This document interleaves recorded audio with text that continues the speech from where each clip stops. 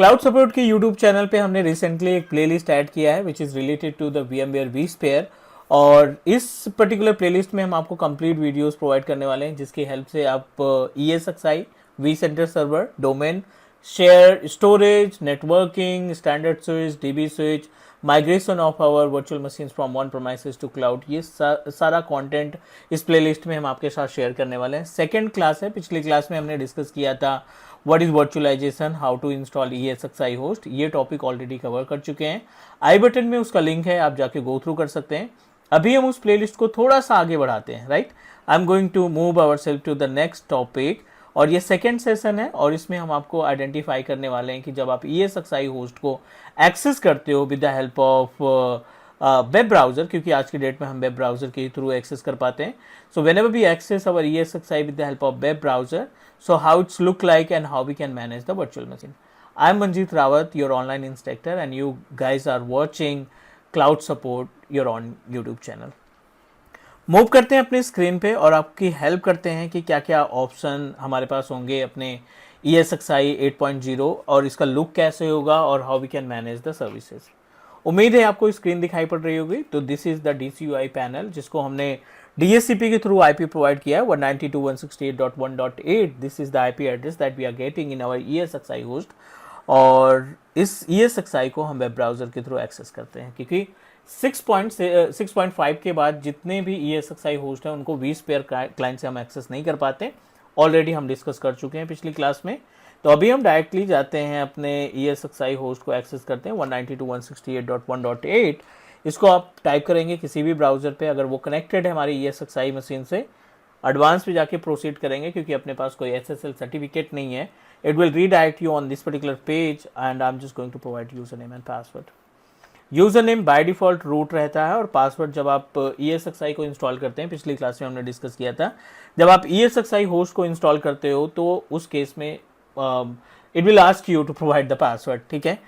और अभी हम पेज पे आ गए। इसका जो लुक है आपके ESXi होस्ट 6.5, 7.0, 7.2, 7.0.3 इन सभी से हट के है। इसका जो लुक है totally different from other ESXi host जो अभी तक मार्केट में ESXi होस्ट इंट्रोड्यूस किया है VMware ने, उससे काफ़ी ज़्यादा हटके है, रिलैक्सिंग है स्क्रीन पे। फिलहाल हमें उससे नहीं मतलब है, we are technical so we need to know about the features. हम फीचर्स पे ध्यान देंगे और इसमें क्या एडिशनल है जो ESXi 7.0 में नहीं था।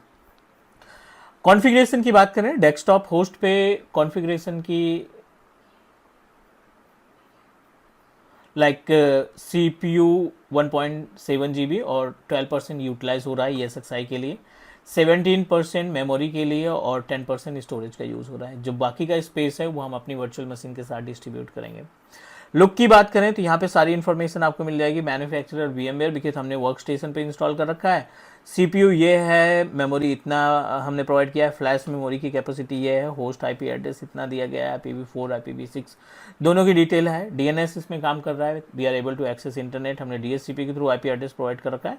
सो all the information are available. We are going to start from the very basic.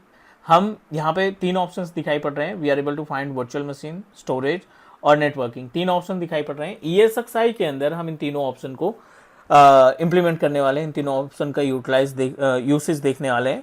तो सबसे पहले हम वर्चुअल मशीन पे जाएंगे, VM क्रिएट करेंगे, VM के अंदर जो सर्विसेज होंगे इनको मैनेज करेंगे।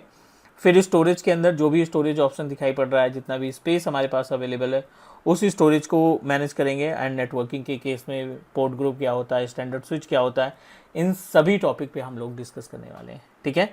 तो स्टार्टिंग करते हैं वर्चुअल मशीन से। तो इस क्लास में अभी अपने पास I think we can proceed, क्योंकि फटाफट से कंटेंट कवर करने हैं ताकि आपको आसानी से VMware का कॉन्सेप्ट समझ में आ सके।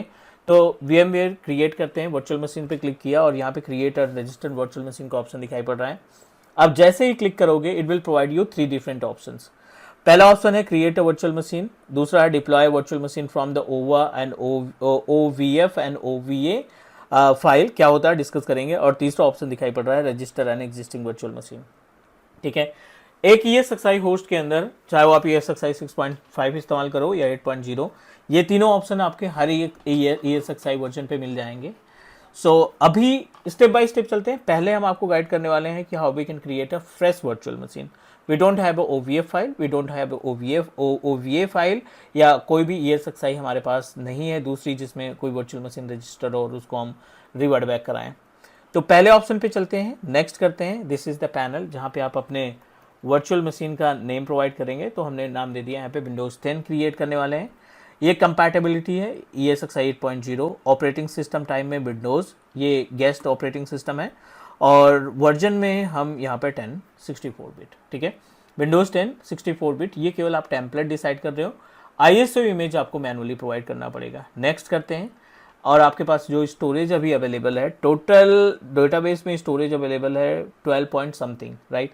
विंडोज़ 10 को इंस्टॉल करने के लिए आई थिंक मिनिमम 20 गिग के आसपास तो होना चाहिए, वैसे 10 GB में भी हो जाएगा, but you are not able to install another application. तो अभी हम इसी स्टोरेज पे मूव करते हैं जो स्टोरेज प्रोवाइड किया था, और नेक्स्ट करते हैं।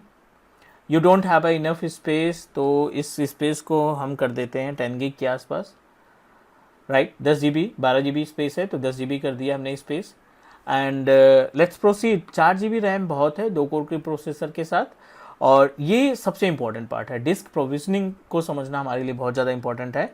थिन प्रोविजन है, थिक प्रोविजन लेजी जीरोड है, और थिक प्रोविजन ईगरली जीरोड। इन तीनों की जो मीनिंग होती है ना, which is really important for us as a VMware engineer, ये हमारी रिस्पॉन्सिबिलिटी बनती है कि हमें कौन से डिस्क टाइप का इस्तेमाल करना है, कौन से प्रोविजनिंग टाइप का हमें इस्तेमाल करना है।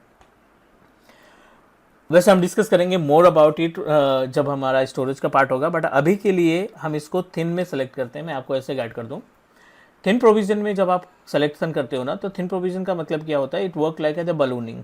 आपने 10 GB स्पेस दिया है, और अगर आपकी जो विंडोज़ 10 मशीन है, अगर विंडोज़ 10 ने पूरा का पूरा स्पेस 5 GB में उसका काम हो गया, लाइक 5 GB में ऑपरेटिंग सिस्टम वगैरह इंस्टॉल हो गया, तो बाकी का जो 5 GB स्पेस बच रहा है वो आप दूसरे में डिस्ट्रीब्यूट कर सकते हैं, दूसरी वर्चुअल मशीन को क्रिएट कर सकते हैं। लेजी में क्या होता है, सारा का सारा जो डिस्क रहेगा वो अनएलोकेटेड रहेगा। अनएलोकेटेड मतलब अनफॉर्मेटेड रहेगा। आप जितना स्पेस दे रखे हो वो इमीडिएटली कंज्यूम हो जाएगा स्टोरेज से। आप OS इंस्टॉल करो या ना करो, आपका जो स्पेस है वो इमीडिएटली कंज्यूम हो जाएगा, ठीक है ना।